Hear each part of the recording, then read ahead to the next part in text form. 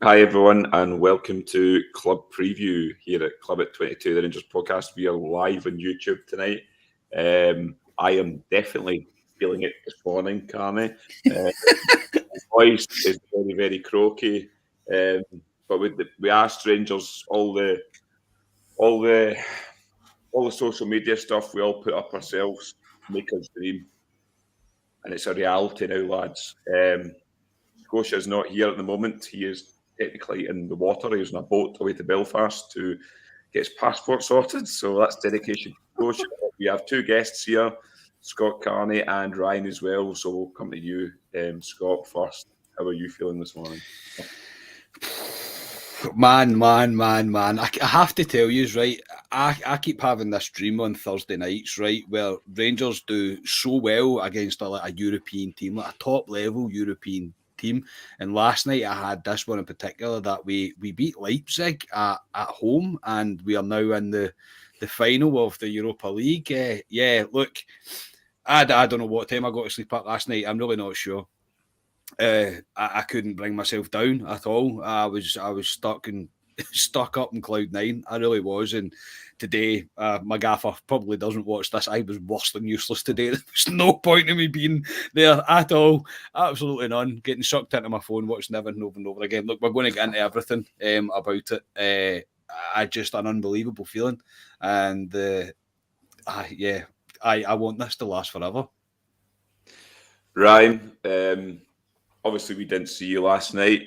How are you feeling? How are you feeling this morning? And I can tell by the smile on your face. Like every single bear at the moment, it's like a fairy tale at the moment. It really is. This is going to be the hardest podcast for me. I think I've come on after Celtic beat us 3-0 and a couple of bad defeats, games that you knew the league was away, and they're tough podcasts. But how you put that into words last night is I don't know how I'm going to do this tonight. Carney covered it beautifully last night with his pod. I thought it was just so natural and raw, and I think that's what people want to see is just raw emotion when it comes to fans. And I was keeping myself together until that I seen that intro and I was nearly welling up again. It's just the greatest feeling ever. Probably the best night ever as a Rangers fan. I absolutely loved my life last night, and it was much needed, mate. Much needed. Yes, I'm looking forward to getting into it, but I'm a bit nervous how I'm going to dissect it. Let's put it that way. Sorry, Alistair, before you come to you, I've got breaking news. Scott Gemmell's in the chat. How do we get there via Belfast? Have a good show, boys. I've got no idea where he is. To explain things a wee bit better, Scotia's passport's out of date. The only place that you could get an appointment is Belfast. Scotia is now on a boat to Belfast to get his passport sorted. Scotia booked Seville ages ago and didn't think about maybe checking his passport. So yeah, dedication and a half, Scotia, man. That is incredible, mate. So happy sailing, Scotia. Haste you back, man. Yeah. Dangerous letting loose Scotia and Belfast. Really honestly, Belfast won't know what's at them. We might never see him again. Never see him. I think there's a few pubs over there, is there not? There's a few Rangers pubs over there, I think. Just a couple. There's just a couple, to be honest. But yeah, me and Scotia have booked to go to Seville. We've got our flights booked and everything. So if Scotia maybe can't make it, there may be a flight and accommodation available. So we'll find out how he gets on in Belfast. But no, I mean, last night, I mean, I'll admit it. I cried at the end of that game. That was the emotion of it. It was unbelievable. We'll get into the game and what the team lineup was. Obviously, it was. News had a wee laugh at me when I mentioned a guy that would play last night. I thought he was outstanding. The team was Al McGregor, Tav, Goldson, Bassey, Barisic, Lundstram, Ryan Jack, Joe Aribo, Glenn Kamara, Scott Wright, and Ryan Kent. I'll come back to you, Ryan. Were you surprised with the team? And there was one guy in there that I said would play, and it was Glenn Kamara. And I know a couple of the lads had a wee chuckle on it and saying, I'm going to play Glenn Kamara. That's why you play Glenn Kamara in European football. You're 100% right, mate. You hit the nail on the head. And when I was outside, me and my dad are always up a bit early and we'll go and watch the players warming up. And I seen the lineup. I thought, not for the first time, I do not get that lineup, but trust the process and let's see what happens. And Gio nails it again, and he deserves deserves huge credit with his team selection and his tactics once again, because he has worked this Rangers team out. He's settled in. He's sorted that lot out. He knows how they play, but that's irrelevant. We've got bigger fish to fry. But he really has came to the show with his tactics. He really has, and everything was spot on. I thought, if we're being picky, you could maybe pick that Scott Wright wasn't maybe a right man to start, but do you know what? He done some really nice, and he set Kamara up for his goal as well. So it would probably be a bit harsh if I was being picky. But yeah, the lineup for me was a typical Gio lineup where I thought, I don't know if I'd have went with that, but yeah, what do I know? That's why he's a Rangers manager. Garny, obviously you've seen a team lineup as well. You've seen Glenn Kamara was there. Is Glenn Kamara in your team for the final? Oh, God, don't ask me that just now, mate. Look, yeah, it kind of proved me wrong. I definitely didn't pick him in my team, but I think that's based on more his current form. Before I met Ryan as well, last night before we went into the game, and we actually seen Kamara Roof going into the stadium, and he was quite late on, and a guy near us shouted at him, "I take it you're not playing." And he was like, "No, I'm not fit." And obviously then you see the team. I think that was about 6:30, I think Kamara Roof was going in. And then obviously the team came out not long after that. And yeah, it raised a few eyebrows for me, for sure. I couldn't really figure it out at all. And even into the game, it took me a long time to figure out what kind of formation we were playing. It was bizarre, really bizarre. But look, I think we've all had conversations about Gio, and we've all been a wee bit unsure about what he's doing and what his process is. I don't think anybody's got an argument right now to say that this guy's not the right man for the job anymore. And there's nothing I love more when we're all wrong about something as serious as that. It's because we want to be successful, but to do what he done last night, Kamara to do what he done last night, Kamara was so influential for us last night. And it is right and it is it's right and it's wrong, but we shouldn't be singling out players, because every single player gave everything to us last night. They gave everything for the cause last night, and including every single fan. I could not, if you'd have put a gun to my head last night, I couldn't have picked the man of the match. The man of the match to me was every single person inside stadium, and that wasn't part of the Red Bull. The Red Bull kind of squad, the team, the kind of contingent that they brought over. It was the whole of Ibrox, if that makes sense. Ibrox got man of the match, if that makes any sort of sense. Incredible. And I would messages today from Rob, one of our subscribers, been messaging Arthur Harvey as well. And everybody's the same. It's just dreamland stuff. It's stuff you didn't expect to happen. I appreciate your comments, Ryan, about my post-match when I got in. The reason I done it is, I said to just before we come on live there, I was like, I'm just going to sit down, I'm just going to hit record, I'm just going to talk, because I had to talk. I feel like I had to say something, and I knew it wasn't going to be the breaking down of the game, and we would have more time. We've got plenty of time to talk about this game, but it was just the pure raw emotion of it last night. I've never felt like that. I've never felt like that at a game where I was so unbelievably involved in the game. Like, I mean, usually for old firms and stuff, you get yourself in a bit of a state, but for last night, I mean, I don't think I've ever been like that. And to go through it all and to get to what we got to in the end, mate, we are podcasters and we are meant to try and find the words to sum this up, but we can't. But I don't necessarily think that's a bad thing, because I think every single Rangers fan is exactly the same right now, that you can't put that into words. You can't. You really can't. Sorry, I'm going on. Yeah, I'm going on and on there. But put it this way, my mum's just came down for the weekend, and I just before I finished up, turned the tablet and the phone off from work. I put in days off. Spoiler alert, I'm going to lose staunch points here. I can't go to Seville because I had a very sobering talk with Scotia walking down Paisley Road after the game last night. My passport's out of date, so there is not a chance that I can get to Seville. Look, that I would love to be there, but my dad can't go. For me, the most important thing for me is to watch that game with my dad. So I'm kind of happy that it's not happened at the same time, even though I'll be gutted that I'm not there as soon as I see the pictures. But my mum said to me, I took a half day on the Wednesday and I took Thursday and Friday off because if we win, I'm probably going to be on it for about 5 days. And she was like, it's a game of football. And I went, see, that's not a game of football. It just isn't a game of football, Mum. You're not really you're not grasping the magnitude of this. It's not a game of football. It means more to me than pretty much anything else in the world. So yeah, that's pretty much how I'm feeling and how we're all feeling. Sorry, that was just again a ramble. This is just brilliant, though, isn't it? Honestly, it's a bit sick, I mean, rather just go off the podcast. I'm sorry. That's it. I'm sorry. No, don't apologise. Like you say, it's hard to sum up words, to be honest. Last night it was. I was the same with you, hitting every ball last night. It was the emotion going through it, and I mean, I looked at a team lineup. I honestly thought Kamara would start because David Edgar said something in one of his daily updates last week and kind of alluded to he would start, or he thought he would start, which I thought, well, he usually gets some inside information. So when I seen the Scott Wright up there, and I was wondering where's the goals coming from, but they came out to Traps Rangers. I mean, it was an emotional night. Obviously, Jimmy Bell, a minute silence before the team were up for it. They wanted to do it for Jimmy. They wanted to do it for Walter as well. We said that at the beginning of the week, and they come out to Traps Rangers. And honestly, I think that Leipzig team, Leipzig are a very good team. A soulless team, I think. Their fans as well. I was in Glasgow City Centre yesterday, walking about.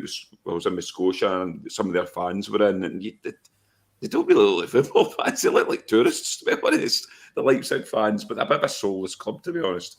But they are a new club, Leipzig, so just money pumped into them. But no, I thought Rangers were started brilliantly. And then the first goal, Ryan, that man, Glenn Kamara, does brilliantly. Slips Ryan Kent in for another assist. And guess who's at the back of the post? James Tavernier to go 7 goals in the Europa League. What more can this guy do? Unbelievable start for Rangers. It was unreal. And do you know what I said? I think if this makes sense, I was like, I hope we don't score too early. And there's just this nervous lull with us. So I just think that I think it was a perfect start for us. Just the momentum was with us, and then we scored at a good time. The place erupted. Rangers they were just so direct. It's like, you watch us against like Dundee United or Aberdeen or whoever at home, and we're trying to score that perfect goal. It's almost like they grabbed the game by the balls. It's like the Rangers team of last season. Kent just going direct at them and maybe having a flash of Tav and going, I'm just having this, I'm putting it across the box. If he gets it, he gets it. And Tav busting his gut, of course he gets it. That's what he does. He goes in at the back post and exactly where a right back should be, at the back post there. That's just the way Rangers have been in Europe this season. They've just been so, the belief in themselves to just take a chance and have a shot like Kamara did. I genuinely believe if that was Motherwell last night, I reckon Kamara would have put his studs in that and then squared it out right, or he wouldn't have had a shot. There's no chance. There's just, they have a belief in themselves in Europe, and what a start and what an atmosphere. I mean, the roar was exceptional, and I think we all believed this team could do it, but when they scored that first goal, you were like, this could be our night, this could be it. We could get to a final here. Yeah. Carney, I mean, I said the first goal was critical, I thought, for us to get it first. If they'd got the first one, I thought it'd be a mountain to climb, but it was a great goal. And like I say, Tav at the back post again. I know Gio said in his post-match that he's been telling Tav to sort of always be there at that back post, and he scored some amount of goals for there, and it just set us up nicely. Like Ryan says, it wasn't too early that we scored. It was a good time that we scored. And I had a confidence at that point we would kick on and go on and win that game. I really did. What about yourself? With James Tavernier the top goal scorer in the Europa League, and he's a right back? What? Honestly, like, you're running out ways to describe James Tavernier. Honestly, if an alien came to Earth and you were trying to explain what a right back's role was and then showed them James Tavernier's stats, they'd be going, what? You sure? But the goal was very special. Very, very special. It was the first time that Ryan Kent got free, and he had a chance to run at them, and he did. Glenn Kamara does so well. And yeah, James Tavernier's at the back post and he buries it. I've said it, and I said I don't want to keep repeating myself, but I felt different last night. I felt I didn't feel confident, but I didn't feel as if we were going to get beat either. It's a very hard thing to try and explain. And when we scored, I was like, we're back in this. Like, here we go. Like this, like it's now 0-0. Like it's back. Anybody's going to be able to win this. To say I was confident, mate, but probably not. I'd be lying, because I don't think I truly believed. Genuinely, I don't think I truly believed. Without doing a U, mate, and jumping at the end, I don't think I believed until Lundstram scored. And when Lundstram scored, I just knew. At that point, I knew. But we'll come on to why at that point. But it was a perfect start for Rangers. Red Bull would start to get into a wee bit of a rhythm. They were moving the ball really well. They were getting themselves forward. They're a good team. They're a very good team. Soulless, I 100% agree with. There is no soul in that team at all. They're a marketing team. That's all they are. But they do have the best of facilities. They do have the best of kits. The best of whatever else you would like to think. I'm pretty sure their stadium's pretty good. So like they get everything handed to them, and money's not really a consideration for them. So yeah, for our right back, our captain that has been to the bottom and the top with us to get the opening goal, it was all rather fitting. And a shout out to Scotia. He got the first goal scorer and the final score correct. Yeah, he did, Scotia. It's probably the only thing he'll get correct, to be honest. Ever in his life. I know. For Scotia. But no, I mean, when we went up, Ibrox was bouncing. The do was out as well. Ryan, always think of you when I think of that song when we sing it. And then literally a couple of minutes later, again, great play. Scott Wright nicks the ball, I think. It's a kind of, I think it's, was it a Rebo and Kamara kind of link up. Scott Wright touches it off to Kamara, and what a finish it was. Doesn't lash at it, just kind of passes into the back of the net, and we're 2-0 up, and Ibrox at this point is going tonto. It was the Govan front there was limbs. That's how you describe it. Absolute limbs. As soon as I didn't know it was right, they did it to a scene where I rewatched it at 2:00 this morning with my dad, but I didn't realise it was right that laid him off. But as soon as Kamara hit it, I literally grabbed the guy next to me's shoulder, and I was like, because I knew it was in. He just the bend he put on it, I was at a perfect angle for it, and what a finish! I mean. This is Glenn Kamara, as you say, in Europe. This is what he does, and this is why we've praised him, saying, well, I've certainly praised him, saying, I think he's got the ability to walk into any team because of his style of play, because of how he holds the ball up, drops his shoulder. He's a great team player.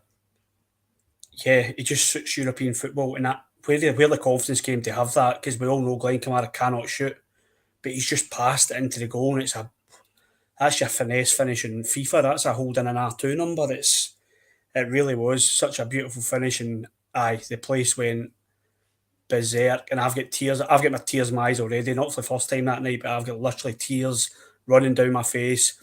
And then when things calm down, I'm holding the seat in front of me, trying to compose myself, bring myself back into right. The game's not finished yet, and there's plenty of work to do. But by God, the buzz around that stadium, best I've ever heard. By far. I know you were going to probably ask me later on the pod, but I can't. Again, I'm touching on what I said at the beginning of the pod. It's so hard to describe unless you were there. It was unbelievable. Yeah, it's definitely the best atmosphere for me last night. That was, like you say, Ryan, it's hard to describe to somebody that wasn't there. It's an incredible feeling. By Carney, the second goal, Glenn Kamara does not shoot. Glenn Kamara does not score from outside the box. Glenn Kamara did this last night. At that point, when we were 2-0 up after 23, 24 minutes, and it was Glenn Kamara, did you believe then?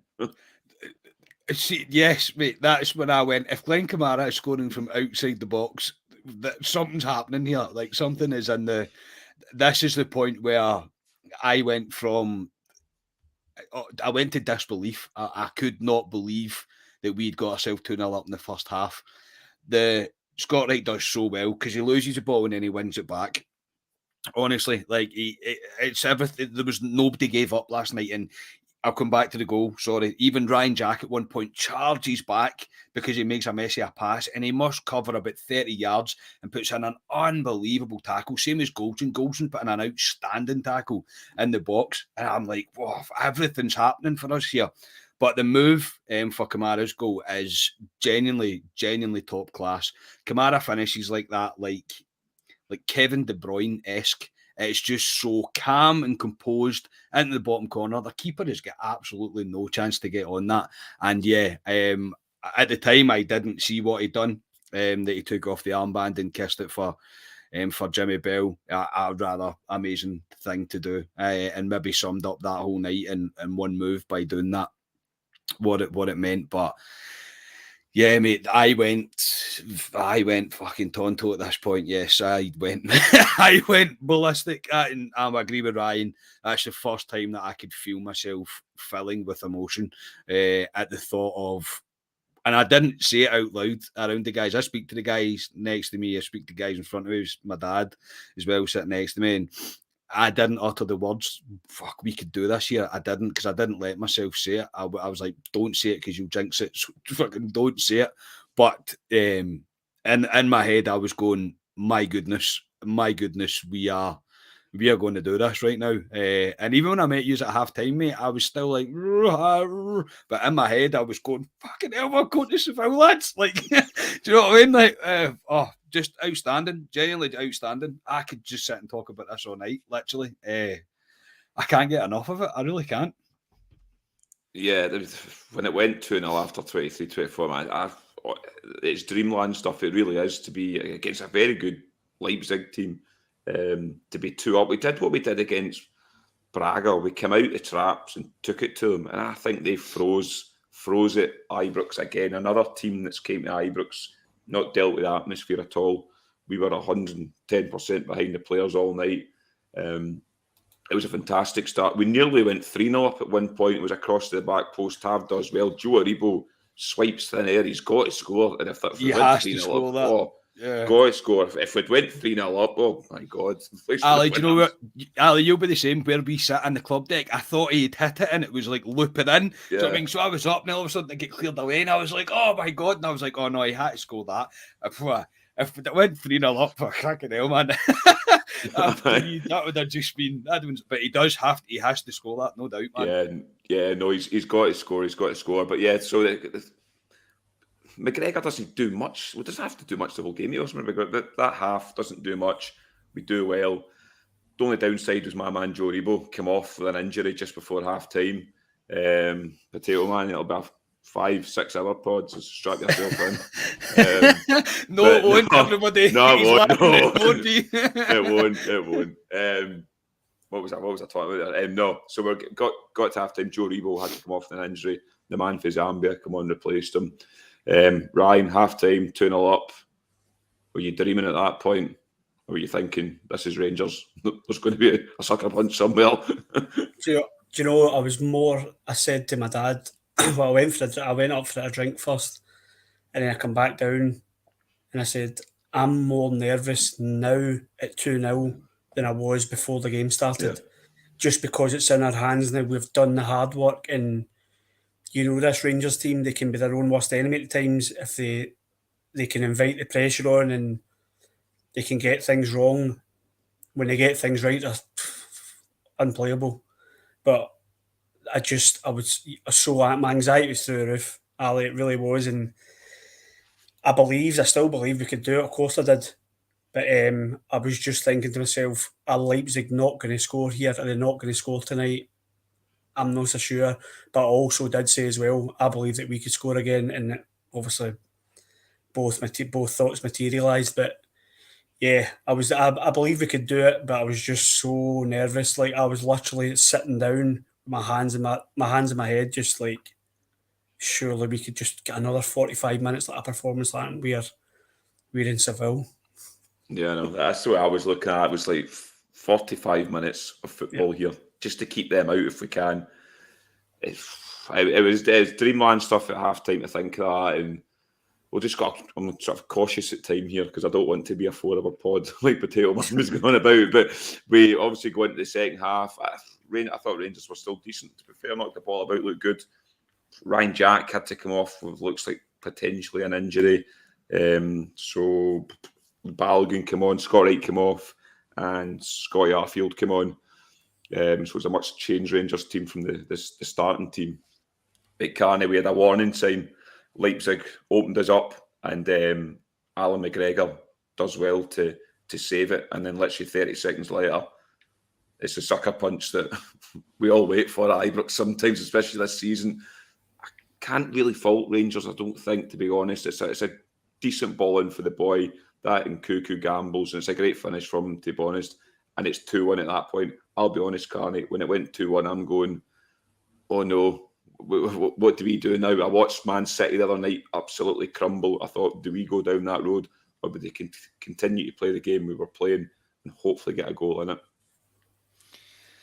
Yeah, I mean, don't be cautious about time, mate. Is there another game coming up or something? There's only one game that I can really think of. There's only one game that I can think of that's important right now. No, look, just quickly on the first half, we played, I think, tacticians will correct me, it was a 3-4-3. We played with Tav on the right and Barisic on the left of the midfield. Kind of a 3-4-3. I think that's what we went for, with Lundstram in the back three playing the right of a centre half three. And in my head, as I was looking at it, I was going, this is baffling, man. Like I can't figure out why we're doing this or what we're doing this for. But Gio got it absolutely spot on, and he got us to half time 2-0 up. I mean, the guy cannot get enough credit for how correct he got it. I am a massive fan of, there is plan A to Z here. There isn't plan A, B, and C. There is plan A to Z. We will do what we have to do, where we have to do it. And I know you'll come on and speak about players, but there is one man in particular that we all know that is, he's doing everything that he's asked for and more. He really is. He's the best on earth, would you say? I'd say maybe, ooh, baby, you know what that's worth, and then say that he's the best on earth. Yes.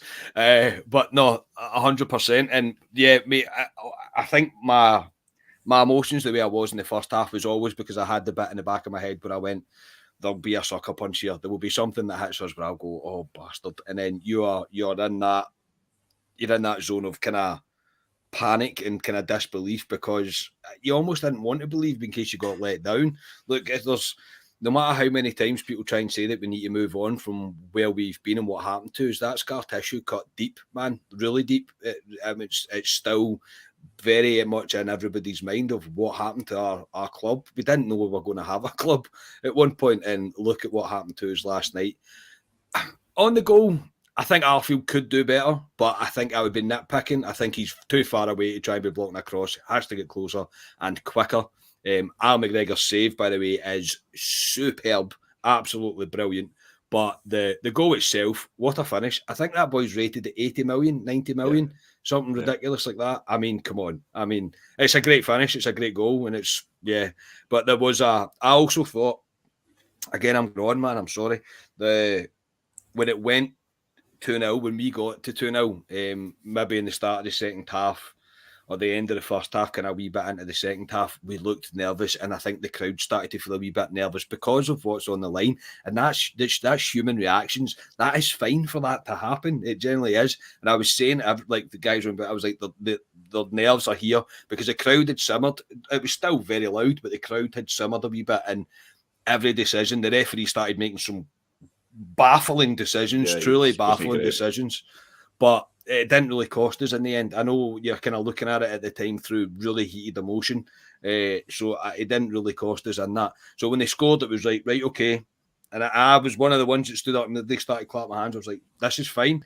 We all expected them to score. We did all expect them to score. So they have scored. Okay, let's regroup and let's go again. But great finish. It is a great finish, and it was coming though. For that wee period they had, it did feel like it was coming. Yeah, I thought they warned us, and it's difficult to take sometimes because you don't want to make yourself believe too much because it's so close. It's within your hands, especially being 2-0 up, and they score that. You can call it sucker punch goal, Ryan, but it brings it back to 2-1 with, what was it, 25 minutes left of the game or something. At that point, were you thinking, no, we can still go on and get another goal in this game? Or did you think, Christ, we might need to strap ourselves in for extra time here? Yeah, I'll be honest, I thought it was going to be extra time because the time of the goal, obviously, was it 70 minutes, I think they scored. I think I was thinking to myself, it's going to be extra time probably, because I was thinking we weren't creating enough either. It was long balls to Sakala, and I just didn't see we were going to create much. But I think in terms of Leipzig, they showed their quality throughout the night. I thought their one-touch pass and their movement was there, but we frustrated them with our defensive shape, which we always do against teams, and it's so underrated by this Rangers team how well they're set up, and that's a lot of that's down to Steven Gerrard's management team and how he's installed that into them, because they do move so well off the ball. And I've said before on podcasts, I think they're the best team off the ball I've seen, best Rangers team off the ball I've seen.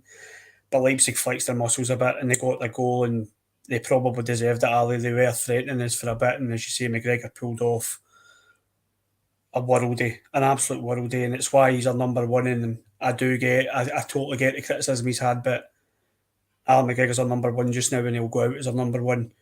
He pulls off a world-class save, and when he pulled that off, I looked at the guy next to me and I was like, we just gave each other a look as if that's the kind of moments. They're the kind of moments that go for you, that you need to go for you. It was the same in Leipzig. I know I'm going back the way, but the away leg when that boy went through on goal and it's an open goal and all he needs to do is just pass it in the net and he misses it. It's moments like that. You need a bit of luck to get to a final or to win the trophy. And Rangers are getting that bit of luck, and that those moments are going for us just now. But yeah, I thought this could be going to extra time and this could be a long night, but I was all set for it because I still believe Rangers could do it. Yeah, I was the same. I mean, Leipzig, after they scored, had a wee 5-minute spell where they get in behind us a couple of times, but they made the wrong decision. Like you say, Ryan, is that bit of luck that we've had? We've not had luck. That's not fair to say. We have had luck, but we've earned where we are at the moment. It's not as if we've been very lucky getting to this cup final. We haven't. We've knocked out big teams and we've done it convincingly. But there was those wee bits of luck that I thought, that boys made the wrong decision. We made the right decision. It could go to each, and it went for us. But obviously, 10 minutes to go. I think it's, is it Tav or somebody whips a ball into the box. Connor Goldson goes up. There's 3 guys around him. Looks for the foul. Falls to Ryan Kent in the wing. Does what he does, Ryan Kent. Past the guy. Whips the ball. It looks, from where I'm sitting in the club day, where I sit, kind of more to the sort of Colton Road side, I actually thought he was going to loop in the goal at that point, and the defender sort of nods it back out, and there he is, Ryan, the best man on earth, John Lundstram, to stroke it away. And at this point, Ryan, I'll admit, we are going to the final. I knew there was still 10 minutes to go, but I thought, no, this is it. We are definitely going to the final. We'd done it, and everybody knew we'd done it. It was... get emotional when you think about it, boys, but it was something special. It really was. And when the song come on, I'll be honest, I did not know who'd put it back in the back of the net. I was just like trying to regain my balance, and I'm watching. I'm up on top. The reason I'm trying to regain my balance because I'm standing on top of my seat. We'll not get into that. But there's just limbs everywhere. There's people jumping all over the place, and I'm watching the players run into the corner, and then I'm seeing the fans spilling out, and I'm just like, go on yourself, boys. Get yourselves in about the players. Like I would do the same if I was down there. And it was just, it was, again, I know it's not what people want to tune in for, but I find it hard to put into words what that goal meant.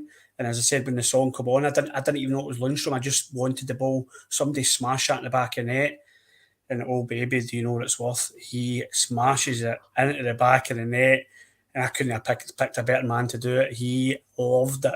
Absolutely, and he deserves it because it shows you. I say it to my kids all the time, and you know this: attitude and desire is everything, and you'll get out of life what you put into it. John Lundstram has emptied the tank game after game after game lately, and he got his just rewards last night, and he puts us into Seville, into the final with a chance of winning a European trophy. And yes, there was no other outcome once he did that. Yeah, I know. I 100% agree. I thought that there's the way we've been playing the last 2 months. There's 2 players in particular that we single out in this podcast a lot, and it's Calvin Bassey and John Lundstram.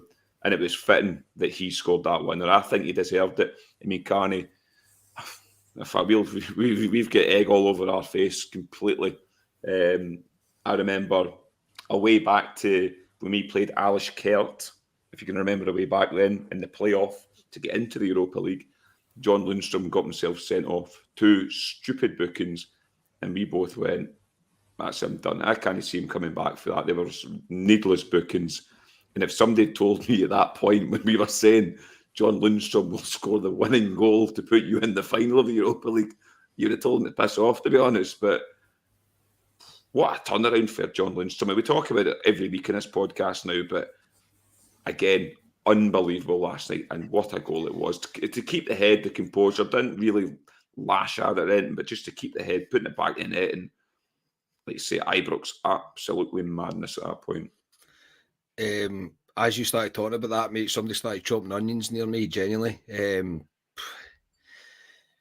John Lundstram is a Hollywood movie within a Hollywood movie of what's happening at Rangers right now, genuinely. The guy has been literally a sensation, and I know there isn't... Sometimes it's hard when you're doing a pod, because it's hard to put into words how much that goal meant. And when the ball went over and it flipped, even just before that, I remember I said to my dad, I said, a goal for either team here wins it, because the other team aren't going to score. I just had that feeling of, so if somebody scores here, that's going to be it. Do you know what I mean? It's not going to happen for us. It was either going to finish 2 each or 3-1 to us. I had that in my head. And when the cross came in from Kent, there was like a moment of kind of slow motion. And I remember as the ball was coming in, I looked away from the ball and looked down, and Lundstram had started to move back. And I thought, oh, he's moved. And it just, the way it fell for him, and he just lashed it. It could not have fell to a better guy. And genuinely see that song after he scored. I have never heard that at Ibrox. We've seen Alfredo score a really good goal for us, and we've sang Alfredo Morelos' name, we've sang his song. That last night, the John Lundstram one, when he scored. The only time I feel the club deck moves when people do the bouncy. Even when we score, the club deck doesn't really move. See, last night, after when he scored and that song came on, the whole stadium was literally moving, absolutely moving. That is a moment that I'm going to remember for the rest of my life, regardless of what happens in Seville, because I said it last night, I have never felt more part of something than the way that I did last night. I felt like I was on that pitch with the players. I think we all kind of felt like that. We were all literally in it together. And yeah, I'm very fortunate that there's a lot of people that can't go to games and can't get season tickets or can't afford to get to games. There's a number of reasons. I'm very fortunate that I get to go to these games, and I wouldn't have rather have been anywhere else. Sitting next to my dad to experience something like that, it's up there with one of the best Rangers moments of my life, mate. And egg out all over my face. And Big John, if you want to come up and lay one on me, mate, for the fact that I'd written you off, I'm more than happy for you to do so. Genuinely, I couldn't even care. You probably deserve to, because right now, John Lundstram to me is everything that Glasgow Rangers is to all of us. John Lundstram gets this. He understands this, and I hope he never leaves already. Genuinely, I think the guy is an absolute man mountain for Rangers, and I was delighted that it was him. It was literally perfect, mate. Perfect. Somebody outside obviously agrees, but beating the horn now. Yeah. I didn't order a taxi. Did you order a taxi for me, so I stopped talking? Maybe it's John Lundstram coming to put Might one. be John Lundstram. No, it's not John. It's not John. He'll be coming to my door next to leather me, Carney, as well. Don't worry. But I know.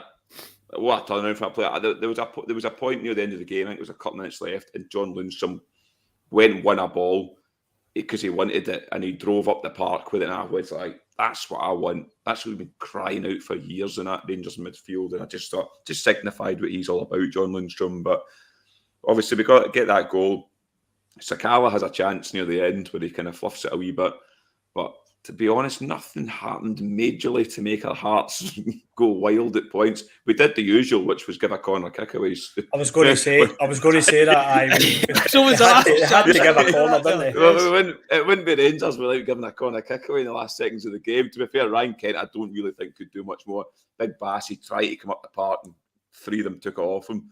The corner comes in, they bring their goalkeeper up. We've seen that movie before when goalkeepers have came up, St Johnstone last season. But Rangers deal with it. It comes out the box, and the full-time whistle goes. And Ryan, I'll come back to you there. I cried at the end of that. Never hugged so many guys in my life beside me, but we're all in floods of emotion, and to see the players, the staff, the fans, everything. What a feeling that was. Aye, I'll try and keep it together. Here it was when the final whistle. I mean, I was biting my scarf and I'm shaking. I was shaking, waiting that whistle. I knew it was coming. I knew what they'd worked so hard for and what we were desperate to hear was coming. But when that whistle goes, I mean, the emotion just you can only hold on to it for so long, and then I just burst out into tears. Jumped up in my seat, turned round, and as you know, the old boy doesn't sit. He doesn't sit directly next to me. He sits 2 rows behind me and 5 seats along, and I'm looking for him, and his lips going as well, and it was just the most special moment, one of the most special moments of my life. It was up there with anything, and this is no joking aside, and I hope the ex-wife isn't watching this, but it was up there with me having the boys. It was just phenomenal moment of my life, and I jumped over the 2 rows and just grabbed the old boy and just held each other for ages, and I think that's maybe the first time I've hugged him, like actually properly hugged my dad. But we were just overcome with emotion, pride, happiness, glory, excitement, relief. I don't know what else to say. I genuinely don't know what else to say. It was just, and when the music jumps on, you're just like, it's party time, and these players deserve this because they've put so much into it. They've left out in the park. They said before the game, we're going to leave everything out in the park for Jimmy Bell. Talks cheap, boys, but oh my God, did you? Every single one of them emptied the tank, left their heart and soul out there, and that's why we deserve to be in the fight. That's why we're there. That's why we're there, because attitude, desire, everything was there, and yes, I'm feeling it. John Lundstram's song, simply everything come on, and it was just party time. It really was probably like the best hour of my life after that game. Amazing. Yeah, Carney. Just listening to that talking about it there, I wish I could morph back in time. It's if you could bottle that half hour, whatever it was after the game, we were all there together. It's something special. We've had special nights this season. Dortmund, we talk about when I'm feeling it come on against when Hollander scored against Celtic, and we went, oh, what a feeling that was. But last night, at the end of that game, the outpouring of emotion for the players, staff, fans, everyone that was there, to be honest, it was something special. And at least if whatever happens in the final, you can at least look back and go, I was there that night, and it'll be talked about for years to come. If we're still doing this podcast in 30 years' time when we're old guys, you'll look back to that game. It'll be one of those games you look back to and go, it's the greatest game I've been at as a Rangers fan in my lifetime so far. I'm hoping there's one more to beat that. But what a feeling, Carney, though. I don't know how you sum that up. I mean, Ryan did it very well there, but your emotions at the end, I know you sat with your dad, and I know you're really close to your dad and that, but yeah, to witness that with your dad must have been special. Yeah, mate. Yeah, I'll try and hold it together here. I know I should have said that actually, because I'll set you off. Yeah, everybody knows what I'm like. I think when the final whistle went, I stood up and tried to scream, tried to cheer, and I just cried. Literally, and I remember the guys next to me, Gordon and Al, and I wish Megan had been there. Megan sometimes did as well. I wish she'd have been there. And my dad's grabbing me, and I just had a kind of moment to myself. I remember kind of staring down and kind of looked up at the last time I looked up at the pitch, it was the ref blowing the whistle, and I kind of looked down, and the next thing I looked up, and there was so many people on the pitch in terms of all the staff and all the rest of the players, and I couldn't stop crying. Like, I couldn't. There is very few things in life that give you that. They give you. Even if I didn't know the guys that sat next to me, like, they would have still hugged me, they'd have still kissed me. This is what it's all about to be a Rangers fan. It was magical, mate. And yeah, to share it with my dad, mate. Cheers, Ali. Thanks very much, mate. Getting me through this bit, man. I know. Yeah, I should never have mentioned that. Not everybody gets to do it, but mate, do you know what I mean? Yeah. I know how lucky I am to do this, and where I sit with my dad, and the seat that I have with my dad, and for him to still be coming to games, and yeah, it was very, very emotional. We had a massive cuddle as well. A massive cuddle. You all know I'm a big softie, so I hug my dad all the time. But I hug my dad when we scored against Livingston, for fuck's sake. Never mind scoring against Red Bull. But yeah, so it was just a great moment, mate. And that picture that was on the intro, that's been on all my socials as well, and that's me just beginning to calm down as I'm crying. And I took that picture because I thought I'm keeping this forever, because it will be a game, mate, even if it doesn't go the way that we expect it to go. Not expect it, want it to go. Not expect's the wrong word. The way we want it to go in Seville. That nobody can ever take last night away from you. We were there when we experienced that, and it was genuinely out of this world. There isn't words in the English. There isn't words in any sort of language to describe what last night was. It was sensational. It was fantastic. It was better than I thought it could ever be. And yeah, it was one of the best. It is the best Rangers moment I've ever had in my entire life. It was, and I still remember when Novo scored the penalty for us to go to Manchester. But last night, the way we done it last night, everything about it, being at Ibrox for the second leg and for it to happen there, yeah, no man, nothing comes close to that. The noise, everything about it, every single supporter done themselves proud. It was a night that will forever live with me, mate. And if we're not doing this podcast in 30 years, somebody mark a calendar that will be here longer than us, and let us know. See, in 30 years, somebody email me on the old podcast thing and tell me to come back and do a podcast about last night, and I'll fucking do it. I'm telling you, I'll do it. Tremendous, mate. Scenes that I've never witnessed before, and I just hope it's the starter, mate, for the main course. Yeah, it's unbelievable. Like you say, it's hard to put into words what last night was. I'm still drained for last night, and all I've done today is sit and watch replays of it on BT Sports. I actually didn't realise, but a series linked to the BT Sports Rangers games on my telly. Didn't even realise I did it. So I had the full game, the full 3-hour thing today to sit and watch. Amazing, man. Amazing. Even just, and you get BT credit. I think BT are actually quite good at covering us in Europe. I think they've been really good. A lot of their videos they bring out, the Make Us Dream video, I thought got you going, did make you dream. Just seeing Ali McCoist last night. Kenny Miller was there, but Ali McCoist, I listen to Ali McCoist all day, but he was saying, was it 9 years ago yesterday or something it was, we won the 3rd division title against East Stirling. I remember being there.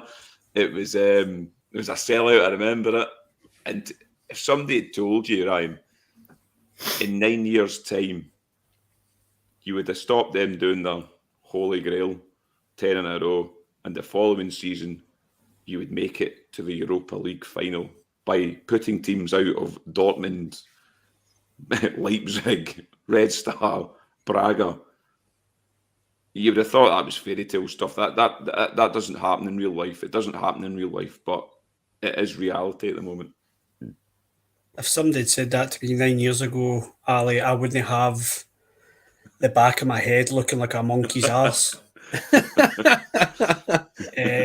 I have got a receding hairline thing going on at the moment, and it's all down to Rangers. In the past 10 years, there's no doubt about it. The stresses we've gone through, the disappointment. There's so many days. I mean, it's not a time to look at it. 1 or 2 stick out. The Scottish Cup final against Hibs, and you just felt, are we ever going to get back to even winning the league or winning trophies again? There was just so many downs. There really was. You talk about the journey and you think about going through divisions and winning other divisions, but there was downs there, boys, there was, and there's no doubt about it. Boardroom spats, and you were scared to buy your season ticket because you didn't know where your money was going, and there was so many of those. But honestly, this team, they are bipolar. There's no doubt about it. They disappoint themselves sometimes, but to stop the 10, win 55 for us, and put us into a European final, which we have. I know you'll probably ask at the end of this, but we have such a good chance of winning as well. We are not just in the final; we have a chance of winning this trophy. In 2008, I thought it's nice to be there. I don't feel like this year. I don't. Yeah. I feel. Aye. Yeah, no, I was literally going to come on that, Ryan. Like, 100% agree with you. I remember back in Manchester, we were lucky on that run to Manchester. I mean, I remember that Werder Bremen game where they battered us and McGregor pulled off that wonder save, and it wasn't great. It wasn't great getting there. It was torturous nights watching Rangers. This is different. I agree with you in terms of when we went to Manchester. It was as if we've made it. It's good to be there. Carney, I sense a confidence about this Rangers team at the moment, a swagger about this Rangers team, which I think they should have. We've got to this Europa League final, well, let's say it, battering teams at Ibrox in particular, putting really good teams out, playing really, really good, attractive football, not as if we're playing backs to the walls and trying to nick a goal. We're playing attractive football. And as Ryan says, and we've got every chance, and I don't want to get myself too far ahead because I'm always a half glass empty, you know that, but we've got every chance of winning this Europa League final. And I'll also throw something else into it. When we went to Manchester, we played 100 games in 100 days, and we were going for a title at that point. The title's done. The title is done, and we'll come on to it, obviously, but we can rest. We can rest players. We can be fresh for this final. So, like I say, we have every chance of winning this. Yes, mate. Yeah. Fucking hell. Yeah, look, we are here on merit. There is no away goals rule. We didn't make it through on penalties. We have scored more goals than any team that we've came up against to get us to this stage in the competition. And yeah, mate, you're 100% right. Do I think Frankfurt are a good team? Yes. Do I think they're better than Leipzig and Dortmund? I think that's a discussion point.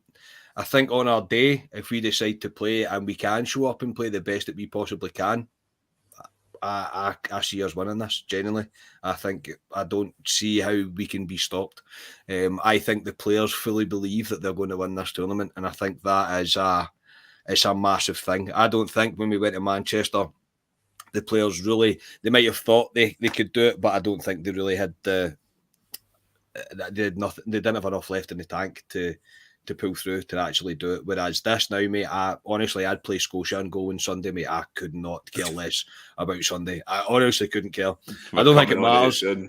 Yeah, I don't think it matters. Generally, I don't think it matters. I think we're at the point where it doesn't matter anymore. They'll win the league. That's fine. We're going to win the Europa League, so you can put that in your pipe and smoke it. That we have got an incredible chance, mate. I'm not going to say we're going to win it. We're not. They're a good team. We're going to need to be at it. We're going to need to be on our best. But we've got prep time in our hand here. We've got 2 weeks of prep time in our hands here. I mean, I'm dreaming. I am dreaming. I said, make me dream. I am dreaming. I am absolutely dreaming. And if we thought last night was special, you're going to need to send a search party out for me if we do it in May the 18th, mate. I'm telling you. Yeah, I mean, Ryan, I would never write a team like Frankfurt off. I mean, they've put out Barcelona, they've put out West Ham, West Ham are a good team. I know they were down to 10 men last night, West Ham. They've put good teams out as well at Frankfurt. German teams are always hard opposition. I know we've put 2 out this season, but they are always hard opposition. It will be tough, but like I said to Carney there, I sense a confidence about this Rangers team. I think they're desperate. They think they can do it, basically. I think they can do it too. I think they believe they can do it. And like I say, the difference from Manchester to now is that I actually think we have a massive chance of doing it. We do, and I want it. I want this trophy. I want it because it's the biggest European accomplishment by a Scottish team in history. There's no doubt about it. I don't care what anyone says. I genuinely don't. Nobody will take it away from us. If we win that trophy, nothing anybody can ever say will take that away from us, because that is the biggest accomplishment by any Scottish team. Because of the way the financial situation is now, we shouldn't be in a European final. Simple as that. We should not be. We're loaning players. We're getting free transfers in. Our manager left us during the season. We hit a crisis in January. We shouldn't be in the European final. but we deserve to be because of the belief. The belief is there throughout that team. And I don't think that they'll turn up in that final and think, we've done Leipzig, we've done Dortmund, so we'll be all right, we'll do them. I think the belief, I think that they're so zoned in for this Europe, and they'll want that so much. And I know Frankfurt will as well, and they're obviously a great team. They've done really well to get to the final, and it'll be a good final. This will be as big a challenge as any game's been this season. I do believe that, but I believe these players can do it. I have got a dream that Tavernier is going to have a suit on, walking onto that plane with that Europa League trophy under his arm. And I cannot get the image out of my head, boys. I know that's putting out there, and I'll get maybe slated in the comments. I cannot get that image out of my head. I can see him carrying it, and I believe we can do it, boys. And I think that team believe, and I think that's what carried them through, because there was something special about them last night, boys. Really was. It was just they left it all out there, and if they do that again in the final, we'll get it. Yeah, I 100% agree. If they do it, Rangers, you might not ever see me in Scotia again. To be honest, we might just be stuck out there for the rest of the time. So, and we've got a Scottish Cup final that 3 days later. Whether that'll be moved to the Sunday, I don't know. But that's on the Saturday, so I'd imagine that will, mate. I would like to think Hearts would be okay with moving that to the Sunday to give us an extra day. I think they would. Hearts, I think they're a decent club, to be honest, but. That's for another show to talk about that game, because we have larger things to talk about. But going from that, I'm going to take us down a wee bit, because we need to look ahead to Dundee United at Ibrox on Sunday after that. So, I mean, it'll be like party time in Ibrox on Sunday, to be honest, which will be quite bizarre, because Celtic will they're going to wrap the title up on Saturday when they beat Hearts pretty much. And Ibrox will be bouncing, because we're all going to Seville. It's the Europa League finals happening. These next two games at Ibrox are irrelevant, to be honest, at the moment. I would do wholesale changes for the next, because it's not that far away, the Europa League final. It's the 18th, so it isn't far away. So I would do wholesale changes, main players wrapped in cotton wool. I don't know, obviously we need to hear for Gio about like Joe Aribo, Ryan Jacks, Kamara Roof, will he be back possibly? Aaron Ramsey was on the bench last night. We didn't even talk about him, but he was on the bench. But yeah, Carney, Dundee United on Sunday. What do you expect? Honestly, mate, I have never cared less about a game of football in my life as regards Rangers. Honestly, I just don't care. Of course I care. Of course I want Rangers to win. Of course I'll eventually come round to looking forward to that game. But there is just no doubt for me that Gio does what he has to do. Now, I don't care what it is. I honestly, I remember saying to the guys last night, even before the football started, I don't care if we get beat 5-0 off Dundee United at Ibrox. I couldn't care less. I know that sounds ludicrous to say, but it's true. It's not important. It just isn't important. We are coming up to the biggest game in our league. We are going to be part of the biggest game in our lifetime. Dundee United at Ibrox, when we're not going to win the league, is irrelevant. It really is. 100%, mate. I fully trust whatever Gio plans to do. I think he will make changes. I think somebody's going to have to say to him at some point, look, Gio, let's be realistic. When can they win the league? Actually, I don't even know. If they beat Hearts on Saturday, I think they play 12 o'clock or something. There'd be 6 points clear with 2 games left. The goal difference, technically they can't win it because the goal difference, even though the goal difference is ridiculous. So if we drop points against Dundee United, that would mathematically they would win it. But technically they win it if they win Saturday, they win it. They're going to win it. Yeah, if they win on Saturday, then it's done. Yeah. It's done. So play whoever you need to play. Genuinely, I would make the most of wholesale changes. I think you will. I generally do. Look, you can always win the league. I know that sounds a bit silly to say considering where we've been and what we spoke about, but obviously we are now back. But you can always win the league. You can't always win a European trophy. You just can't always do it. You have to prioritise it. Yeah, Ryan. I mean, you look back to Sakala hitting a post at Parkhead last week. If that had gone in and we'd won that game, we would be 3 points behind. We'd be looking at a European final. he would probably have to play the same team because technically we'd be still in the league and you're looking for them to slip up. So you might look back at that Sakala hitting the post in a bizarre way of thinking about it, going, that's actually helped us because, as Carney says and I've said, we can make wholesale changes now because the league is done. But if he'd scored that, it would have been, potentially would have had to play the same team in the next 2 games. Yeah, but I don't think I was on the reaction, or I've been on a pod since the Old Firm game. Listen, that sums us up domestically in the league this season. Hitting the post, we drew a game when we should have won. We should have won at Parkhead last week, and they know it. We let them off. We won.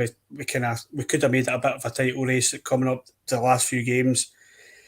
We didn't, because that's what we do in the league. We've just not been putting teams away, and we've just not done it, and that's it. And typical Rangers performance in domestically. But listen, boys, I can't even look at my head in this. We're going to Seville, and that's it. You know, that's where my head's at.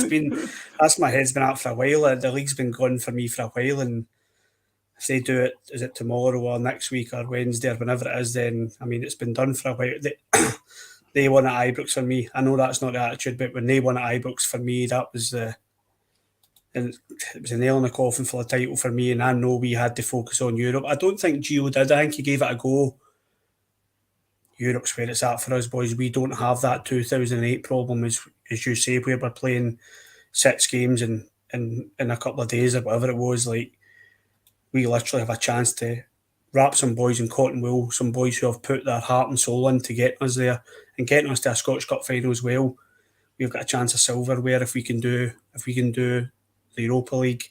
It blows anything out of the water that they're doing this season. If we do the 2 of them, my God, boys. These boys are going down in history. They're going down in history anyway, but we've got to a situation where we've got bigger fish to fry than Dundee United are delaying any sort of title party that they're going to have. So it's it was a typical performance for me, the Celtic game, and Sakala hitting that post just sums up Rangers in the league. But hey ho, we just got on with it. We've got bigger fish to fry. Yeah, Carney, it's like I say, it could be a blessing in disguise. That's Sakala hitting the post in a bizarre way, weird way of thinking about it, to be honest. But so I mean, it leads us on to the team lineups for Sunday. How we're going to hang on. I'm going to see what guys are outside and my neighbours and see if they want a game for Rangers on Sunday. Honestly, are any of you wanting a bash at what you think? Not a chance, mate. I would like the same. McCrory or McLaughlin. McCrory or McLaughlin.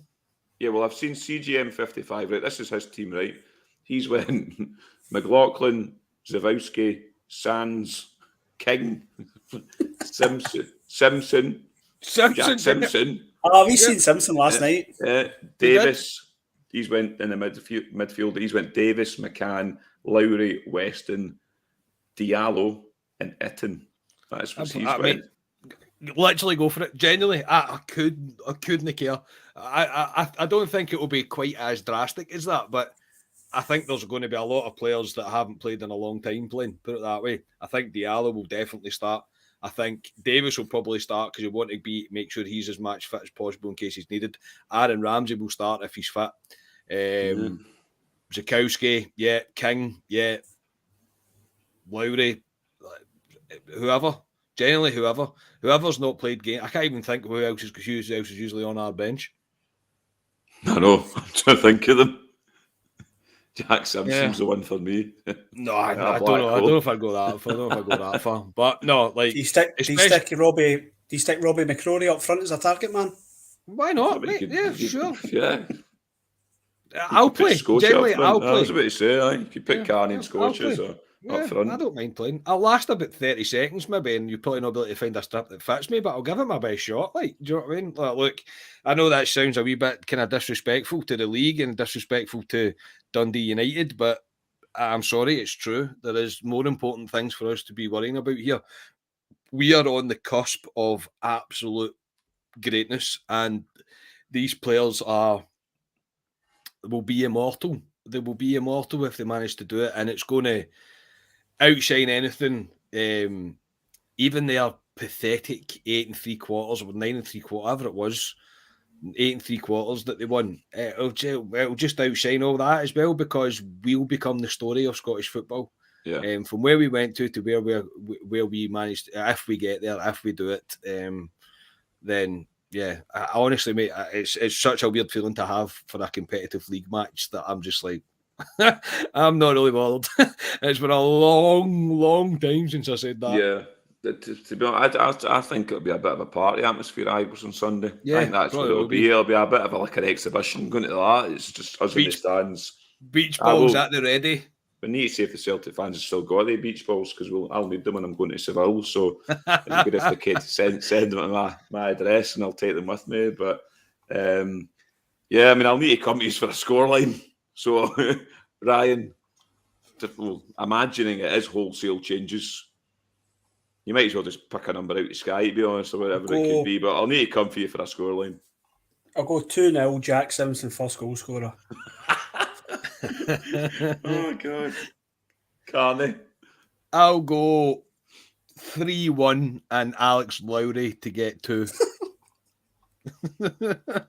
I'll go. God, this is literally like picking stuff out of a raffle and seeing what you get. Like you might as well, yeah. Yeah, I'll go 2-0 Rangers. Diallo to score first so we can sing his song. That'll be a bit of a laugh. But yeah, I mean, tonight really wasn't talking. I know we're in the club previews. We preview the next game, which is Dundee United. But last night it's too much of something to really look at Dundee United. And in the grand scheme of Sunday, Dundee United means nothing, to be honest. So yeah, I'll just come back to you, Ryan. Final thoughts on last night and moving forward to the 18th of May. Right, I'm going to try and sum this up without emotion. I'm so proud of them, Ali. So proud of them. They really gave us everything. They made us, we said, make us dream, and they have. I'm more than dreaming now. That I want it, as I said earlier on. I want this trophy now. I want more. I want more of that. I'm feeling it. I want more emotion. I want more of these days where you're just savouring the moment. I want to see more of these videos. I want to see more of the media just absolutely spewing Rangers stuff all over our TVs and our phones. Last night was special, so special that it'll live with you till the day you die. You'll be telling your grandkids about last night. There is no doubt about that, and I want more of it. I want this trophy now, and I am in a predicament now where I want to book up. I'm looking at Madrid, going to Madrid with the boys, Harvey and Toby, taking them there on the Tuesday, going to Seville on the Wednesday, and then back to Madrid and doing the tour of the Bernabeu. That's what I'm thinking about. But I'm also thinking my old man won't be going. Do I spend it with my old man? Because I think we can win this trophy. And the thought of me, my old man, and Harvey and Toby, spend it together. If it's in a living room, it's in a living room. It's all about spending those moments with the people that are close to you, whether it's friends or family or whatever it is. And we have such a great opportunity, and it's all down to this team and their attitude and desire. And that is all I'm going to say. Well done, Rangers. Superb. Couldn't have summed up any better there, Ryan.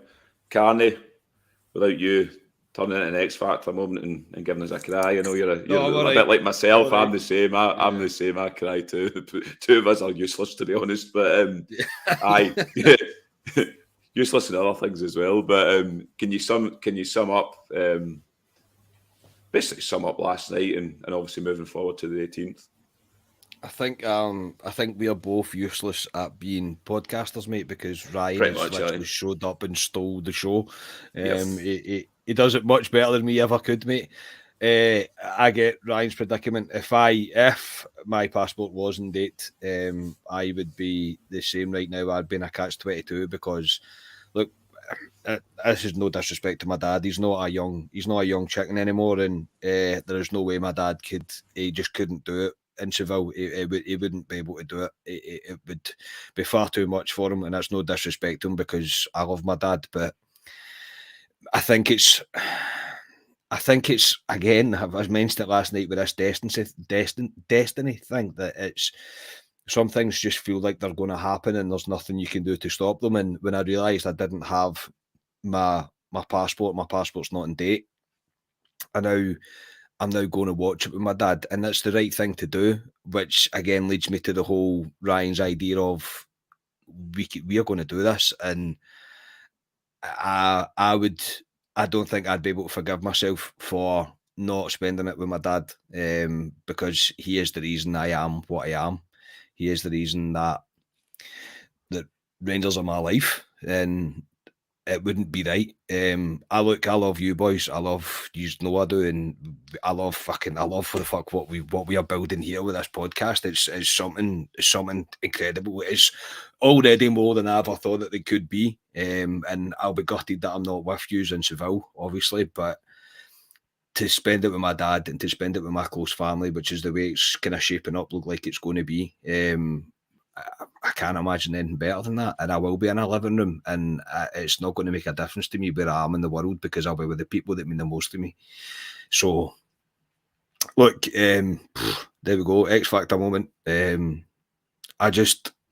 going to be everything if we manage to do it. So yeah, this is. Enjoy this for what it's going to be. Enjoy the whole build up to it, because we are going to continue to build up to it as well. There's no doubt about it. Every podcast is going to turn into a preview for the final. I don't think there's any doubt about it. But yeah, on a personal note, again, I thank you boys for doing this all the time, dealing with my shite all the time, and I thank everybody for involved in the comments. But we're about to go and create history. I'm going to start absolutely believing every single bit of it, because we deserve this. We are the people. Yeah, no, brilliantly put by the two of you there. I don't know how I even follow that, to be honest. I pity Scotia's not here. He could follow that one, but he's on a boat to Belfast. So, but no, it's hard to, as I've said, it's hard to sum up. I'm in a fortunate position where I can go. I can afford to go. My work allow me to take time off. I'm going from the Monday to the Friday. I will be back. Well, I say I will be back for the Scottish Cup. You never know. Stranger things have happened, but it's yeah. It's I was there in Manchester with Scotia, and the only thing that annoyed me about Manchester was it was in Manchester. I wanted it to be in a foreign country. What Celtic got when they went to Seville, because that looked good, to be honest. We've got the chance. Another Scottish club has got the chance to go there and take that trophy back. We've got a massive chance. Make his dream, Rangers. They are making his dream, but I've got a feeling this could be a reality, and this will be the biggest, if Rangers do it, the biggest trophy in my lifetime. And I just can't wait to see James Tavernier, a guy that I've said umpteen times in this podcast, could have walked away for Rangers 5 years ago, could have went down to the Championship, England Premiership, played for a team with no pressure. He stayed, lifted that trophy last year, and he's leading by example as a captain. No Rangers fan now can come back and say James Tavernier isn't a Rangers captain. Yes, he is. Look what he did last night. Fantastic. And I'd love nothing more to see him lift that trophy on the 18th of May. Regardless if I get a ticket for Seville or if I'm watching at a fans when I really don't care, but I just want to be amongst it. And yeah, I love every bit. So yeah, I won't come back to you and let you speak again, guys, because it can get quite emotional. But I'd like to thank you for coming on. Carney and Ryan. It's a pity Scotia can't be here. He would have been here, but he shows the dedication for Scotia as well, that he's away to Belfast to try and get his passport sorted. So, no, well done, Scotia, that he's doing that. It just shows you how much Rangers mean to everyone. Yep. And I hope Scotia gets back one piece. So we'll hear back. We'll hear back from Scotia. But no, thanks for everyone for tuning in tonight. Thanks for all the comments. I'd like to also say thanks for we're starting to meet a lot of the subscribers and people that listen to us down Paisley Road and in the pubs and stuff, and you come up and speak to us and always say kind words. I've not had anyone come up yet and say you talk absolute garbage yet. So it's it's nice to hear, and it's nice to hear. We do this as a hobby. We don't do this to make money or anything. This is a hobby. Like Ryan was saying, he could sit and talk about Rangers all day. Same with Carney. I'm the exact same. Sit and talk about Rangers all the time. This is a hobby to us, but it's humbling to hear from everyone out there that they enjoy the podcast and it gets them through days, and people that can't go to the game. It shows raw emotion, which is what we try and do. It's not scripted. Tonight was not scripted. I had zero script coming on tonight. So But yeah, we'd like to thank everyone. Thank everyone in the comments. Thank my guests tonight. Good luck, Scotia. And we have been Club at 22, the Rangers podcast, and we will see you on Tuesday. Goodbye. Oh, Sunday, actually. Goodbye. You got there. Goodbye.